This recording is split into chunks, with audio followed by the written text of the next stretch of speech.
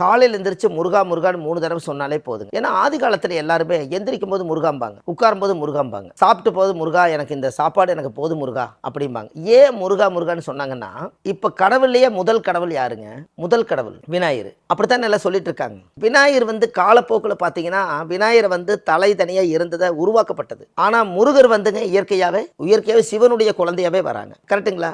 அப்போ இவர் ரொம்ப ஆக்ரோஷமா அண்ணன் தம்பி கிட்ட சண்டை போடும்போது பிரச்சனை என்னன்னா, செயற்கைக்கும் இயற்கைக்கும் பிரச்சனை வந்ததுனால தான் அந்த பழக்கதை வந்ததுக்கு காரணம். கரெக்டுங்களாமா? அப்படி இருக்கும்போது சூரசம்பாரத்தில் திருச்செந்தூர்ல அசுரரை அழிச்சிருவாங்க. இதை அழிச்ச உடனே இவருக்கு என்ன ஆகுதுன்னு கேட்டீங்கன்னா, எவ்வளவு பெரிய தெய்வ பிறவியா இருந்தாலும் மனிதர்களா இருந்தாலும் ஒரு உயர கொண்டாச்சுன்னு சொன்னா பிரேதசாபம் பிரம்மகத்தி தோஷம் நிவர்த்தி பண்றதுக்காக திருப்பூர்ல அவனாசி பக்கம் ப்ளஸ் கோயம்புத்தூர் ரோடு திருமுருகநாத சுவாமி, திருமுருகன் பூண்டி, திருமுருகநாத சுவாமின்னு சிவனோட பேரே திருமுருகநாத சுவாமி.